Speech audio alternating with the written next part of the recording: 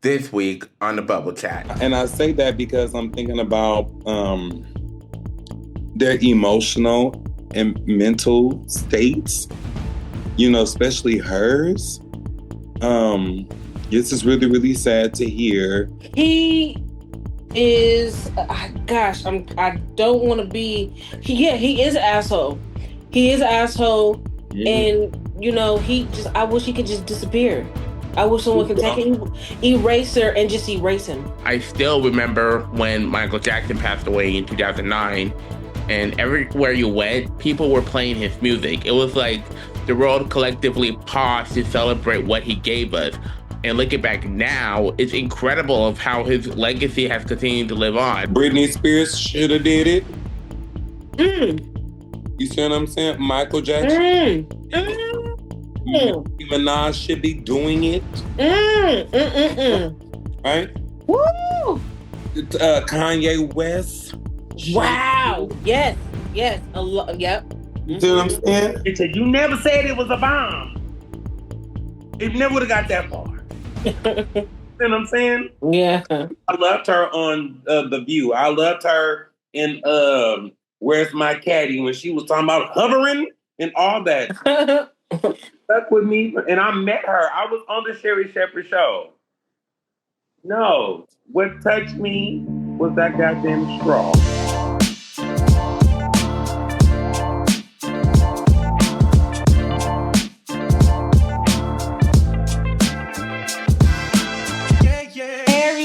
Welcome back to the Bubble Chat. I'm so glad you're here. There's something truly magical in the air this week, a kind of sparkle that feels impossible to ignore. And if you've seen the green lights and heard the buzz, you already know what I'm talking about. Wicked. For Good is finally hitting the theaters this week. After years of anticipation, fans of Oz are getting the movie event we've all been waiting for. Whether you've been following Wicked since its Broadway days or just discovering it for the first time, there's something timeless about this story. It's about friendship, fate, and fighting your place when the world tries to define you. It's about choosing to stand up, even when it means standing alone. And that message feels especially powerful right now, not just on stage or on screen, but in real life too. Today, we're diving into how Wicked's story, especially the theme of being changed for good, still resonates 20 years later. We'll talk about how its lessons go beyond Oz, about forgiveness, loyalty, and the complicated beauty of growing apart but still wishing the best for someone else. Because, let's be honest, we all have had a friendship that shaped who we are, better or for worse, and maybe, just maybe, for good. So grab your favorite drink, settle in, and let's celebrate this moment together. Whether you're Team Glenda, Team Elphaba. Why did you say Alphaba? You said Alphaba. Elphaba? Elphaba? Alphaba. Alphaba. What we gonna call it? Alphabets. And or just here for the journey. Today's episode is all about friendship, courage, and the idea that even when our path takes us in two different directions, the people we meet can change us forever. So as Queen Wendy Williams once said, it's time for these hot topics, so tell me how you doing. You laughing? I can get that man name right? Alphaba. We Team Alphabets. Okay. It's okay, and if you take the time. Okay. You said alphabet. And it's pronounced Alphaba. Okay. Alphabet. Okay. All right, everyone. So first, we're addressing a grave and troubling case out of Riverside County. On November 3rd, 2025, a judge sentenced Jake Mitchell Harrow to an immediate term of 25 years to life for the murder of his 7-month-old son, Emmanuel Harrow. Harrow pled guilty last month to counts of murder, assault on a child under 8, causing death, and filing a false police report. In the sentencing, the court identified child abuse resulting in death as a principal offense and imposed to the 25 to life death term accordingly.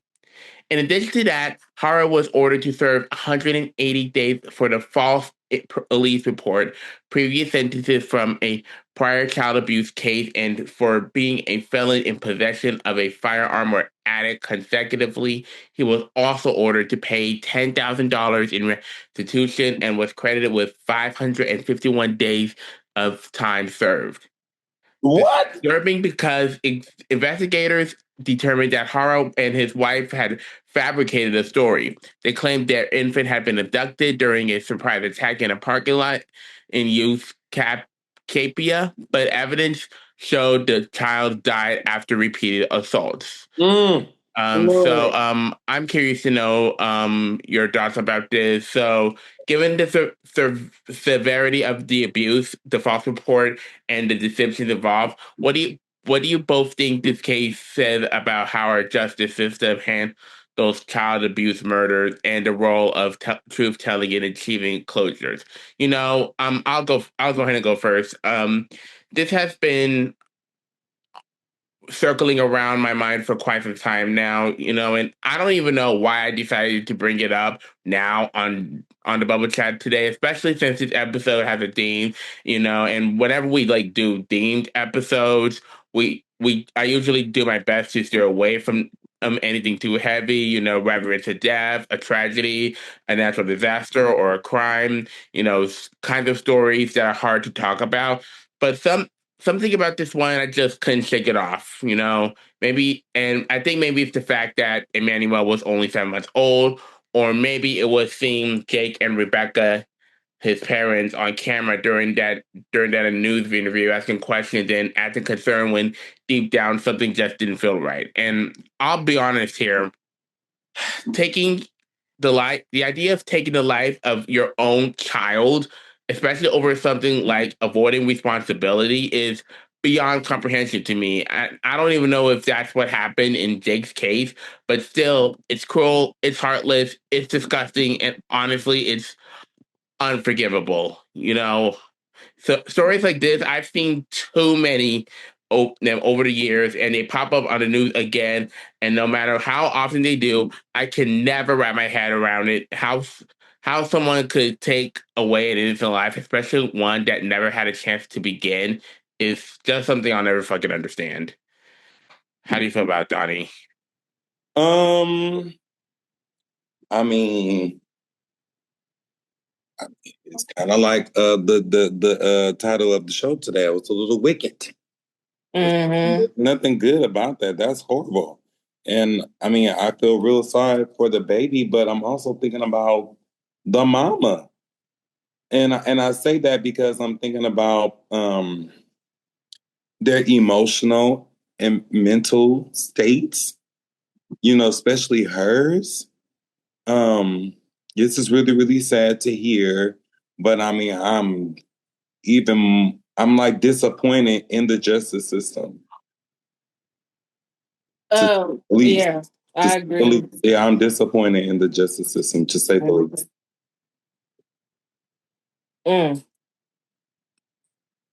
Had to take a shot on that one. It's really horrible. It's a very, very horrible and tragic thing to hear about parents killing their children. For real. It's very tragic. I'm a mother of 3 sons. I understand it gets challenging at times. It's and doing a lot of it on your own. You got two parents in the household, and you can't care for a 7-month-old child. You know what I'm saying? A single mother. It's just I don't get it. I don't understand. I used to really feel like some people's just not, man. Yeah, we have the ability to have children, but I don't think everyone should be a parent. Mm-hmm. Anyone can have a baby, but there aren't many who are It maternal. takes a very mature person to be a parent. Mm-hmm. You know? That's kind of hardcore. Yeah. Is this something we're gonna keep updates on, nephew? Hopefully, if I hear more, then I'll keep you updated as the story unfolds. Today's next topic involves Olivia Rodrigo, a controversy around the use of her music by federal agencies. According to reports, the official Instagram accounts of the United States Department of Homeland Security, DHS, and the White House posted a now deleted video showing immigration informants operation, featuring people being arrested or deported. And in the background, Olivia's song is playing, All American Bitch. Oh, of course, did not take long enough for Olivia to respond by blasting the move, saying the agency don't ever use my songs to promote your racist, hateful propaganda. She noted she has been vocal about immigration raids in her home city of Los Angeles, reminding the world that LA simply wouldn't exist without immigrants. The DHS spokesman pushed back, saying the country is grateful all the time for our federal law enforcement officers who keep us safe, and suggested Olivia thank them for their services, not belittle them for their sacrifice. So, what do you think, guys? Does this incident reveal about the intersection of art, like music, and politics? And should artists have a say in how their work is used by government entities? I've got to be honest. I was personally disgusted and outraged watching that video because what really made it worse for me was seeing how the Department of Homeland Security spokesperson allegedly responded to TMZ talking about how law enforcement officers kept us safe and how Olivia shouldn't belittle their sacrifice. Like, are you fucking nuts? Like, tell me one time deporting immigrants ever made our country safer. So, yeah, I don't blame Olivia one bit for calling them out. In fact, huge round of applause to her for speaking up and using her platform the right way. When I first saw this story, I immediately thought back to the similar situation with Jess Glynn. I don't know if you remember, but a few months ago, she called out the White House for using her song "Hold My Hand" in a post about an ICE raid, and that even captioned it like they even captioned it like a Jet 2 holiday meme. I can't play it here for copyright reasons, but if you're curious, I'll link an example in the show notes. So artists like Olivia and Jess make music to inspire people not to feel negativity or be tied to something as heavy and heartbreaking as an immigration raid. There is nothing funny, nothing lighthearted about families from abroad being torn apart when all they wanted it was a chance at a better life. Mm-hmm. I don't think no one has. It's just the Trump. It's just the Trump administration. He had problems even getting songs for his election when he was running. Every piece of song he tried to use got straight stripped. He was embarrassed.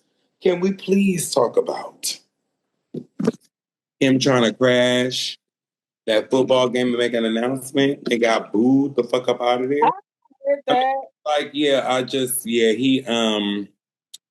It's we don't like you. We don't want you, and you can't use nothing we got. He's not worthy. He's not worthy. He's asshole. He's a thorn in people's side. You know what I'm saying? He's been a thorn in people's side since the beginning. And he is I don't want to be he is an asshole. He is an asshole. Mm-hmm. And I wish he could just disappear. I wish someone could take him, erase her, and just erase him. Just will. You know what I'm saying? Yes, because he is really causing a lot of havoc in people's lives. Now, to know what you're doing to my people, separating them, they did that. What he's doing to them, they did to our ancestors. Right, it's already been done. You know what I'm doing? You know what I'm saying? So just to see it, even though it's not happening to me and you, right? It's happening right in front of our faces. Did you get your EBT today? Man, yeah. It happens to all of us. Man, I'm telling you, like, there was a point in time we never thought we would see stuff like this. Mm-hmm. These are things that we never thought we would see. Don't get me wrong. I think for some people, it's like, well, it's not hitting them straight up because it's not being done to them. Mm-hmm. But if you really take in consideration what our people been through, you can say, well, those are our people too, which they are. You know what I'm saying? In retrospect, because look, it's happening. It's happening right in front of our faces. And I hate that babies, yeah, man, babies is being taken, and it's so much. There was even a video where an ICE agent was driving a car and sprayed a Latino a family of and a father and a 1-year-old daughter too. I've seen videos where there was an ICE officer trying to pull a baby out of a car. The mother and the father is holding on to the baby, and the man is having a seizure, and the ICE officer is trying to pull the baby. Like, they don't care what's going on with the parents. They don't care what the circumstances is. I honestly don't feel like it's because they want to get rid of immigrants. First of all, they're not immigrants. This has always been their land. You took it over. You know what I'm saying? Now you're trying to flip the script. I think this stuff is happening for a deeper reason that we just haven't seen yet. I ain't gonna say that we don't know. We just haven't seen yet. And because the way they're going about it is kind of it's evil. It's wicked. It is very wicked of what they're doing. Are you sure you didn't set up with all these? I was just about to say, honey. Yes. It is very wicked what he's doing. Very wicked. You picked the right topic. Theme. Thank you. Oh, and of course, no pun intended. You know, because we're in wicked theme, and you said it's wicked, so no pun intended. No pun intended. We punning just a little bit. But you know what? The thing about it is everything happens for a reason. These things may need it to be a light shed on them in this kind of manner. You know what I'm saying? There's someone needed to talk about it. You know, I was gonna say the president will have more on his mind because they just dropped them Epstein emails. Oh. And you know what? That was another thing too. I don't know what his reasoning was for not letting them out, but my thought was he's not letting them out. He's not letting people see these files and all this other kind of stuff because he's all over it. He is. He is all. They showed pictures with him and Epstein back in the day. Man, you all over it. As far as the emails are concerned, with him needing to worry, he got bigger fish to fry. Other than the segment we're talking about, the emails said basically let this nigga hang himself. Like, he's in the files, he's this, he's that. Like, let him hang himself. Right. This will help you out, Epstein. But you know, Epstein's no longer here. So yeah, we're gonna see. We're gonna see. I said that when he got into when he got into office this time, that they're gonna he got there, but they're gonna let him hang himself. He can't stay. I ain't gonna lie. I hope so. Fall and break a neck. That's right. What we got next on the docket, nephew?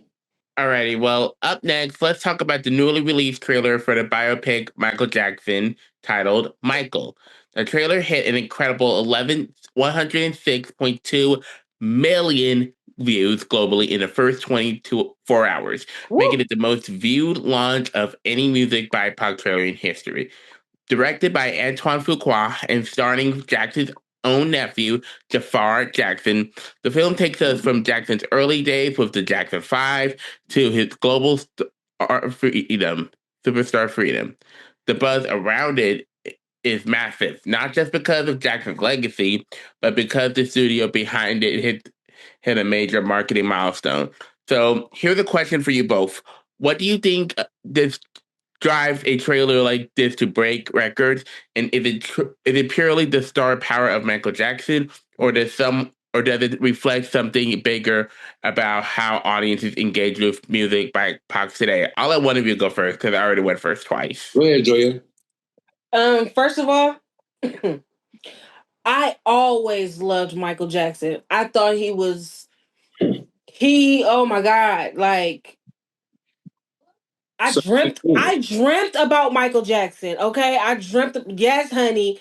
I would dream about him. Like he was just his moves, everything is like he didn't copy off people. Everything he did was self-made, authentic. You know what I'm saying? Remember he used to wear the collar leotard over his pants? Baby, honey, the diamonds on the jacket, them tight ass pants. And never went home and never left home without them white socks. And that glove, honey.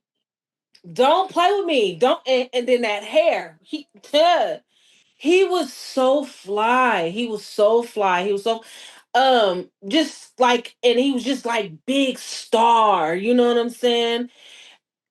Everyone wanted to know everything about him. What he ate, where he got his style from. I mean, just everything. He was truly the king of pop. Do you remember the Pepsi commercial? Oh, that's when he started rocking frontals and units and lace fronts. We ladies didn't know that was the game. Man. After I caught on fire, that's when my hair became the shit. I've always honey. He was. Man, I was gonna say he was the king of the baby hairs. I've always felt like, biopics are more than just movies. They're like a window into someone's entire story, whether it's a singer, an activist, or anyone who's made a real impact. Biopics truly give us a deeper understanding of who they were beyond the headlines. They show us their struggles, their triumphs, and the moments that shaped them into who we remember today. When I think about Michael, I still remember when Michael Jackson passed away in 2009, and everywhere you went, people were playing his music. It was like the world collectively paused to celebrate what he gave us. And looking back now, it's incredible of how his legacy has continued to live on. His influence is everywhere in music, performance, culture, and films like this reminds us new generations of just how powerful that legacy is. Because biopics, they don't just tell stories, they help us feel them. They remind us that behind every superstar or icon was a real person, someone who faced pain, pressure, and passion just like anyone else. And I think that's why this hits so close to home. So, I am ready for my biopic. Right. I want to see it as well. My Three Sons. Now it's not like I listen to a lot of Michael now, but when I do hear a Michael Jackson song come on, like for Halloween, they were playing the Thriller song. I said, "What y'all know about some Michael Jackson?" They in there hitting the moves. They in there replaying the song over and over. I'm like, I have a 17-year-old and I have a 9 and 8, and the age difference, like. Everybody loves. Everyone loves Mike. Everyone. Yes, that's. I remember when we were dancing to Thriller when I was in school. Yeah. Right. Yeah. I kind of take a different take on this story. I mean, it's like Whitney Houston, Elvis, even Tina Turner. It's like when they fill in those gaps, then those are the moments where we really have to like empathize and kind of like accept what happened for what it is. So I'll use Tina Turner not to take away from Michael Jackson in the story. So, you know, she was with Ike. She's in this horrible relationship. She was a great star. She broke away from him. She did all these things. And then when they did like I think it was a book or something, it wasn't a biopic. They did a book. And in the tell-all, it was saying how unhappy she still was. Like with all success, and even though she got away from him and she did all these great things in her career, she still was kind of like a unhappy person. I would assume that Michael Jackson, Elvis, and Whitney Houston were all the same. Like they're beautiful, they're super, super talented. They have blessed us with their talents. And then at the end of the day, they are normal people. Yep. And sometimes they don't feel their best. Sometimes they cannot project and perform at their best, even when it just comes to health-wise. Because we see how Michael Jackson was addicted to propofol, the stuff that puts us to sleep and things like that. Like, that is major. And I don't think I want to understand why he did that. I could only imagine all the sexual accusation cases, all the things he paid off. He paid off those people then, so then he could do the Moonwalker and you know, that big production of Remember the Time. You know what I'm saying? Like he paid them off so we can get all the good stuff. And then somewhere in the middle, life happened where I'm still a star. I do these great things. I'm trying to pay off these people, trying to rip me off all this. I'm depressed. I'm bringing people so much happiness, and still I'm unhappy. You know, so it's that living his whole life, literally from a child in the public. Yes. So it's just like no privacy for him at all. Yeah, I don't think I want to know, or I don't feel the need to want to understand everything in his life. I mean, this goes for, you know, Beyonce and Rihanna and Nicki. Yeah. You know, like, as private as you want to be, as many kids as you're gonna have, and as crazy as your ass is on Twitter, we don't need to know all your business. Right. Mm-hmm.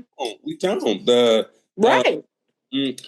Debbie Morgan said, "And woman, thou art loosed," to Loretta Devine. No, Loretta Devine said to Debbie Morgan, "And woman, thou art loosed." She said, all my business is none of your business. Right. So, and that's it. All of it does not need to be mine. So let them have a little bit of privacy, you know? And you know what? We kind of, as people, just people, period, we thrive off of our privacy. You know what I'm saying? We have to, it's important to have some kind of privacy, you know? And respect for thereof. Yes, honey. Well, what's next on the docket? Well, let's switch gears. All right. And talk about Brittany Snow. Now, if you're not familiar with Brittany Snow, she is the actress known for recent roles in projects like The Hunting Wives on Netflix. You may also remember her from movies such as Hairspray, The Pacifier, Prom Night, X, and the Pitch Perfect franchise. In a recent interview, Brittany Snow opened up about a self-imposed 2-year hiatus she took from her career when she was 23.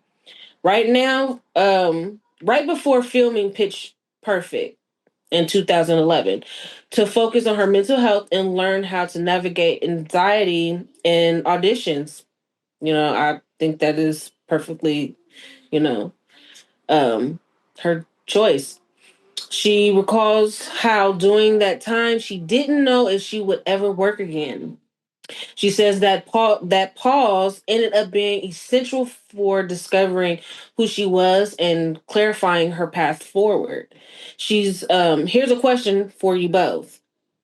How important do you think it is for public figures, especially in high pressure careers like acting, to to take proactive breaks for mental health? And do you think the industry support that well enough? Britney Spears should have did it. Mm. You see what I'm saying? Michael Jackson. Mm. Nicki Minaj should be doing it. Right? Woo! Kanye West. Wow. Yes. Yes. A lot. Yep. You see what I'm saying? Yeah. Like, We just left from one going into the other, right? Uh-huh. they say, heavy is the head that wears the crown. When your crown consists of millions and millions and millions of different people's opinion who don't have one clue of who you are. Right. You see what I'm saying? Only have been privy to what you are currently doing. Don't know what you're going through and don't know where you're gonna go moving forward.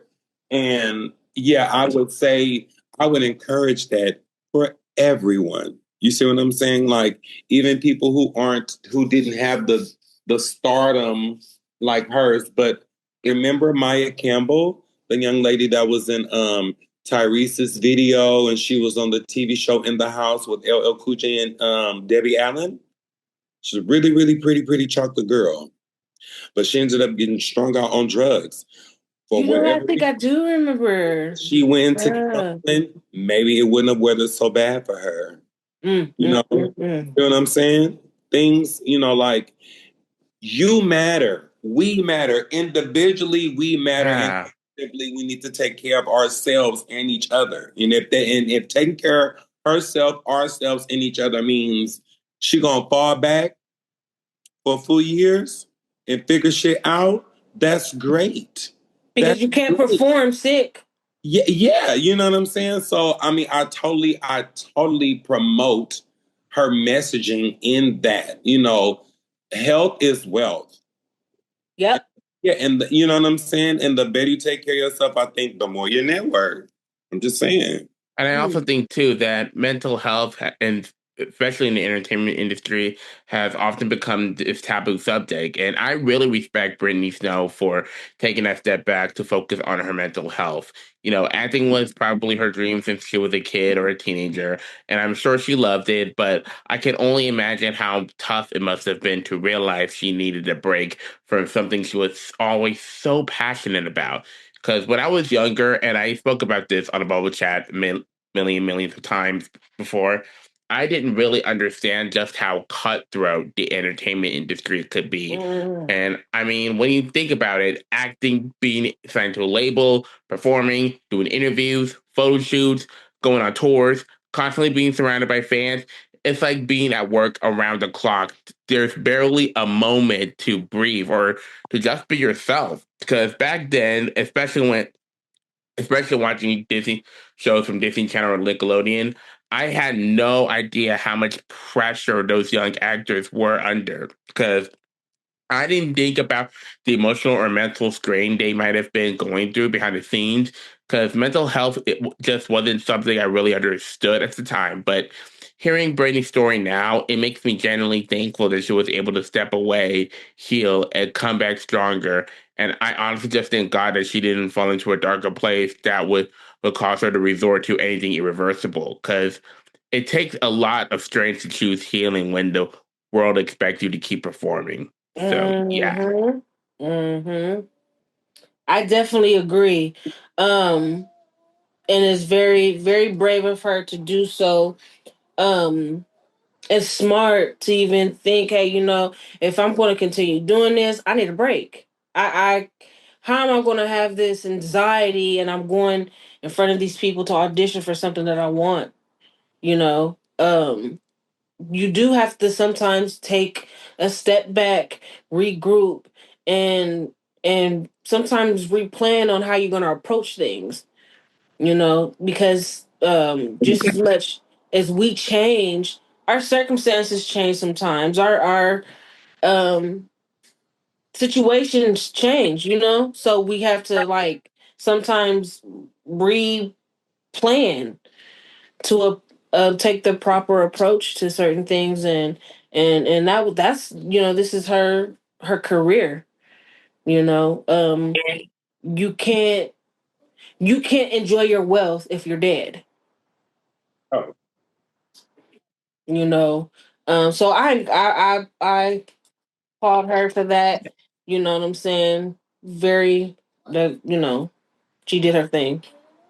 Proud of her for that. That's right. And moving away from Brittany Snow, it is time to talk about a queen named Sherry Shepherd. Sherry! Her name many of us have grown up seeing on our screen. This past week, she officially received her 2,827 star on the Hollywood Walk of Fame. What? Incredible career that spanned over 3 decades. Sherry's career covers a little bit of everything, from stand-up, comedy to acting, talk shows, and hosting. Many remember her from The View, while others know her from the sitcom Sherry and her recent success on her own self-titled daytime talk show. During the ceremony, she reflected on how long it took her to embrace her purpose, saying it took about 30 years to finally realize she was ready for what she was meant to do. She thanked her close friends and mentors for keeping her grounded through the highs and the lows of the industry and emphasized on the importance of authenticity, faith, and knowing your why. That's what she says truly sustained her through the decades of work before finally receiving this kind of recognition. So let's talk about that. What do you think it means for someone like, what do you think it means for someone like Sherry to receive this milestone after so many years of putting in the work? And in your opinion, how important is recognition, like a Walk of Fame star, when it comes to validating someone's legacy in entertainment? Well, if I could go first, being an aspiring actor, comedian, and TV show talk host, um, to be acknowledged, to receive your flowers is a cool thing. I'm learning in my own little humble rise to the top that it's only about the people that you touch. You know, God blessed her to be funny. He blessed her to be a conversationalist. The blessing outside of that is when her conversation and when her words touch someone and inspire someone else. So as an important and as wonderful it is to receive a star, people see you as a star first. You see what I'm saying? So it is a live, well, full human connection that gets you this shape on concrete on the ground. I have to touch you. I need to touch you, make a difference in your life, make you smile, let you feel like I'm still mad at her from Straw. The bitch said, you never said it was a bomb. It never would have got that far. You know what I'm saying? Yeah. I loved her on The View. I loved her in Where's My Caddy when she was talking about hovering and all that. Stuck with me. And I met her. I was on the Sherry Shepherd show. No, what touched me was that goddamn straw.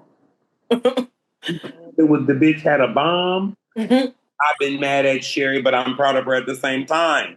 But that's what happened. The connection I got from her through that screen is that, and that's what led up to her getting her star. And though she did a lot of things and she had a lot of accolades before then, like she said, it took her 30 years to realize it. So what if someone seen something in you that you could not even value at the time, you know? So I'm happy for her and congratulations. Go ahead. I was going to say that Sherry Shepherd absolutely deserves her flowers. She's honestly someone I've looked up to for a while now. I still remember when I first really noticed her. It was during the time she was filling in for Wendy Williams while Wendy was taking some time off to focus on her health. But before her show, Wendy Williams' show got canceled because this is when Wendy was planning on coming back. And I remember scrolling through the comments on those episodes, and everyone kept saying the same thing: Sherry needs her own show. And then fast forward to the day she finally announced she was getting her own talk show. I was so happy for her. It was one of those full circle moments, not just her, but for me too, because around that same time, it inspired me to finally start thinking seriously about doing my own podcast. It was something I have been dreaming about since the lockdown during COVID. Watching shows like The Talk, The Real Daytime, and even The View, and seeing Sherry stepping into that spotlight just made it feel possible. What's even more inspiring is her journey before all the fame, because not many people know that before her acting career took off, she actually went through a really, really rough time. She lost her home and her car and was homeless for about a year after the show Klanghorn, I hope I said that right, was canceled just after one season. But she didn't give up. She kept going, built her career back up, and eventually became one of the most respected and beloved personalities on television. From being a co-host on The View to filling in for Wendy to launching the Sherry Show and now receiving her 2,827 star of the Hollywood Walk of Fame. That's fucking huge. That's proof of what resilience and faith can do. Sherry is like the definition of staying true to your dreams, no matter how long it takes. So, yeah, Sherry, Sherry, if you're listening, you deserve your flowers, girl. It's better to have your flowers now than getting, people, oh, Sherry this and no Sherry that when she's long gone and we can't talk to her. You know what I'm saying? So it is an honor to even see this lady go from point A to point, Z. So that's awesome. That's awesome that wow, 2,827 star. That is crazy. How many stars it is? Yeah. I'm just thinking like, damn, how many people have that many stars? Like how many people out there that have that many stars? But she like you said, she deserved it. She worked hard for it, and like you said, sometimes we don't see these things in ourselves. So recognition is important because we'll work so hard towards something, um, and sometimes have a little bit of doubt or feel like we're not doing enough or something, or sometimes even just working ourselves to the point to where we need to take a break. We need to step back. You know what I'm saying? And when someone tells you, "Hey, look, hey, you're doing a good job. You keep, you're working really hard. We see what you're doing. We see you. We're proud of you. We love you. Keep doing it." She's making, she's creating a pathway for other young show artists, TV show artists, podcast artists, podcasters and stuff like that. So given that encouragement, you know, yeah, that's definitely that inspiration. Right.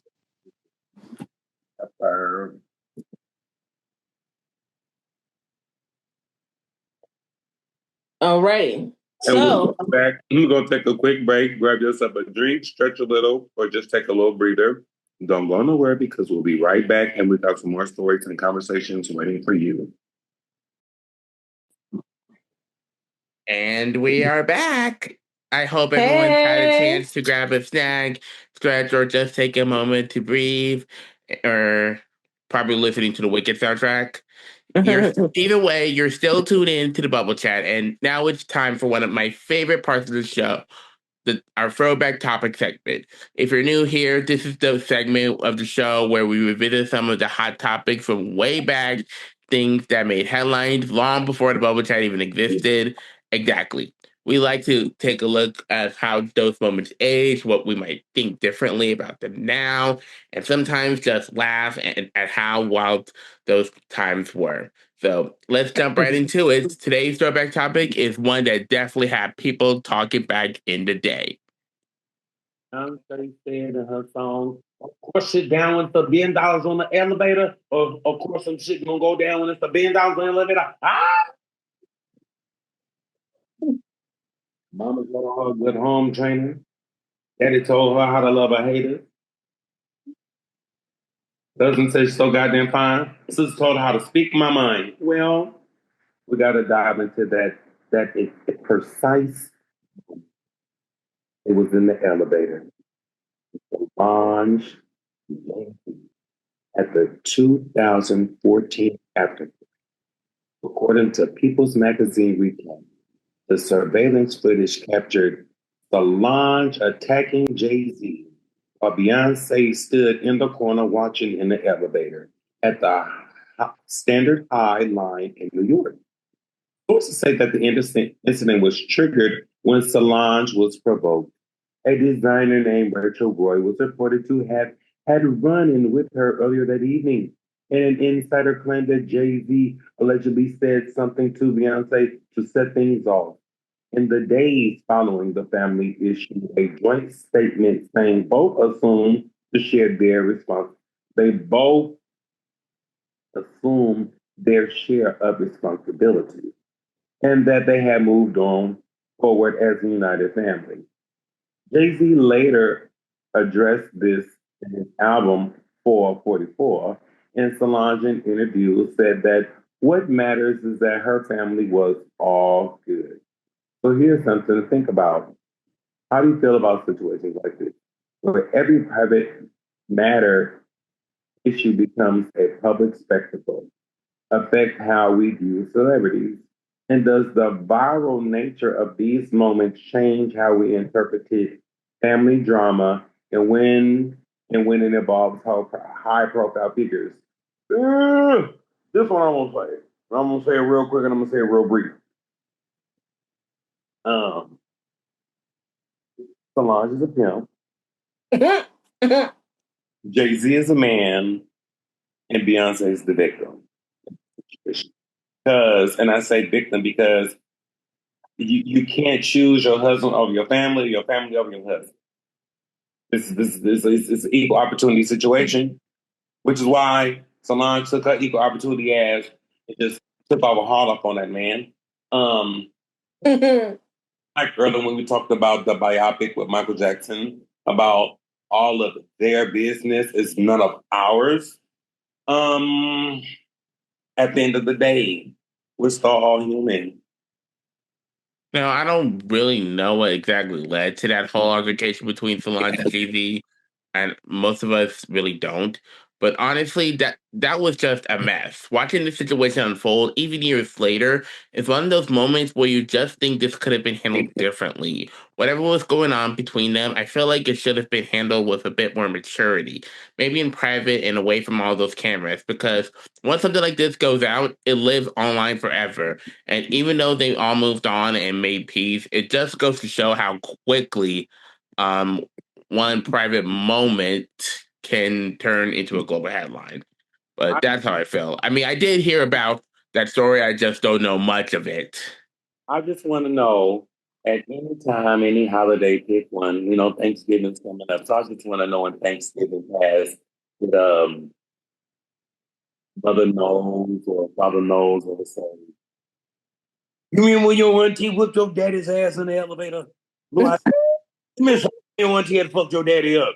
You know, like, you know, or, sometimes call the kids or be like having an argument or something, be like, let me show when your punk ass mama curled up in a corner and got in the elevator when your daddy. It's just like, so all of it, we don't even need to know why. All I know is Solange looked like a woman from Bedrock with that little wig. Remember how little cartoon, little short haircut used to be on the Flintstones? She looked like a cave woman back then with a gown on. That was her first time in a gown, and I think she was having an allergic reaction. And Jay-Z just took that's what the side effect was.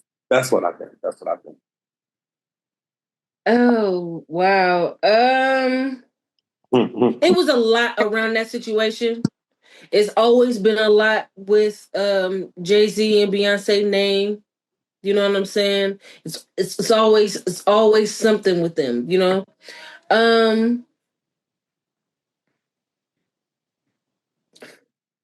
I, she didn't go off on that man for no reason. Right. She didn't go off on him for no reason. And trust and believe, if she was in the wrong, I think B would have checked her. Period. I think B would have checked. Hey, what are you know what I'm saying? That's my husband. What are you doing? She didn't say a word. She was standing right. I'm saying if she was wrong. Oh, right, true. If she was wrong, B would have checked her. Like I said, it was always something with Jay-Z back then. It was dated. Huh? Maybe Beyonce was sedated. Maybe she wasn't in her right mind. Yeah, and then like I said, it's always something with them. She be looking like she be asleep sometimes sitting at the ball game. Yeah, I was like, maybe. But I sometimes try to put myself in other people's shoes to kind of, if I'm going to be in a business, I'm gonna think like that. Okay, if I'm going to be in your business, let me put myself in your shoes. Why didn't you defend your husband when your sister was attacking him? Maybe it was some, you know what I'm saying? Maybe deep down you wanted to go off on him, but you know how your sister is. Your sister might be the hot one, you know what I'm saying? The hot-headed one. And she just took her opportunity like, hey, what's going on? You know what I'm saying? And just took off on him.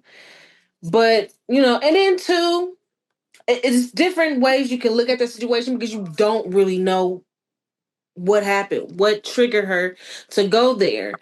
Shoot, she probably was so mad she forgot it was cameras in the elevator. You know what I'm saying? And just whatever it was. It was something that triggered her to go off on that man. But yeah, I don't know. That's sometimes we look at certain issues like that with celebrities and be like, yeah, they normal. We ain't the only one going through stuff like that. You know what I'm saying? She know how to do all them shakes and leg bends and all that kind of stuff, but she go through it too. It honestly reminded me of a similar situation when Sweetie and Quavo were together. Oh, not over. With who? When rapper Sweetie and Quavo were together at a time, they were involved in an altercation in the elevator as well.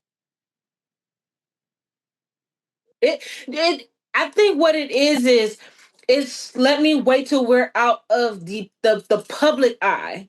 It's those moments where things just get heated in an argument. You know what I'm saying? I'm gonna wait till we get into this elevator. I'm not going to go off and curse in front of the executives or our fans or the everybody in the club or everybody in the lobby. It's like when I get in this elevator, we gon' you know what I'm saying? I don't, things happen. Altercations happen. And that's a wrap for today's episode of The Bubble Chat. It has been such an interesting mix from heavy stories that made us think to inspire moments that remind us how far people can come. And of course, our little throwback segment that keeps things nostalgic. But before we go, I just want to say thank you to everyone who tuned in today, whether this was your first time or you've been here since day one. Your support means everything to us. We love bringing these conversations to you week after week. And don't forget, this week's theme was and is inspired by Wicked for Good, which officially hits theaters November 21st. So if you're planning a movie night, make sure to grab your tickets and experience the magic for yourself. So until next time, this has been The Bubble Chat, where conversations rise to the surface. See you next time. Bye, guys.